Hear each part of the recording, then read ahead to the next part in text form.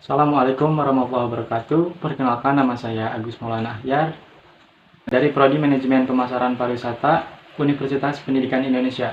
Di sini saya akan menjelaskan dari sejarah pariwisata yang ada di Indonesia.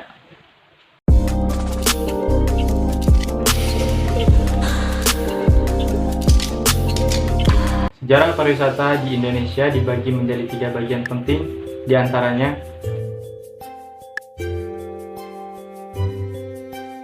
yang pertama, pada masa penjajahan Belanda, kegiatan kepariwisataan dimulai dengan penjelajahan yang dilakukan pejabat pemerintah, misionaris atau orang swasta yang akan membuka usaha perkebunan di daerah pedalaman. Para pejabat Belanda yang dikenai kewajiban untuk menulis laporan pada setiap akhir perjalanannya. Pada laporan itu terdapat keterangan mengenai peninggalan purbakala, keindahan alam dan seni budaya masyarakat Nusantara.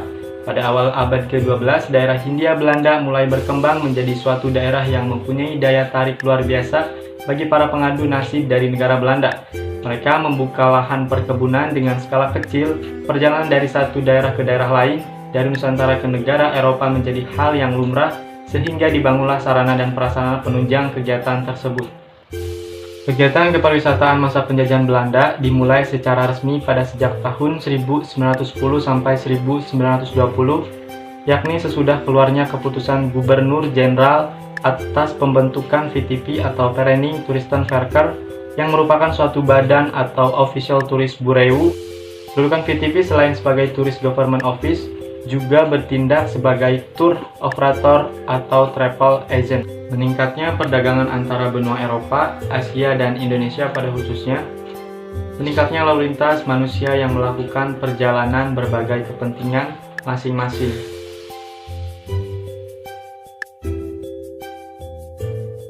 Yang kedua, pada masa pendudukan Jepang.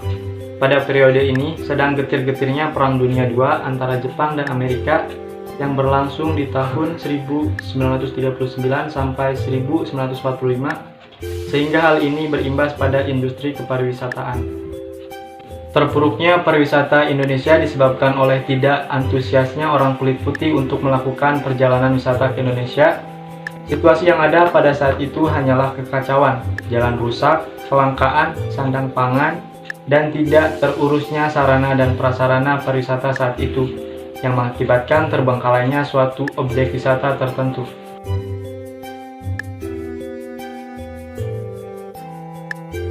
Yang ketiga, setelah kemerdekaan Indonesia.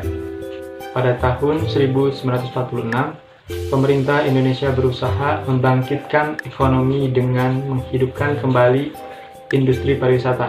Dengan adanya perjanjian KMB 1949, Hotel Nasional Tourism atau HONET dibubarkan dan dibentuklah satu-satunya badan hukum milik Indonesia sendiri yang bergerak dalam bidang pariwisata, yaitu NP HONET. Pada tahun 1953, beberapa tokoh perhotelan mendirikan Serikat Gabungan Hotel Tourism Indonesia atau Sergati. Keanggotaan Sergati pada saat itu mencakup seluruh hotel di Indonesia. Pada tahun 1955, selain Sergati, beberapa pejabat negara yang jabatannya ada kaitannya dengan dunia pariwisata, serta beberapa anggota elit masyarakat yang peduli terhadap potensi pariwisata Indonesia, dan mendirikan Yayasan Tourism Indonesia atau YTI yang nantinya disebut DEPARI, Dewan Pariwisata Indonesia, yang menjadi cikal bakal Departemen Pariwisata dan Budaya Indonesia. Babak baru pariwisata Indonesia, yang pertama mulai adanya maskapai dengan penerbangan domestik, serta peningkatan mutu pelayanan. Yang kedua, pengusaha travel agent mulai bermunculan. Ketiga, bertambah wisatawan asing yang datang ke Indonesia, serta jumlah kunjungannya yang setiap tahun cenderung meningkat. Baik, sampai sini yang bisa saya jelaskan, kurang lebihnya mohon maaf. Assalamualaikum warahmatullahi wabarakatuh.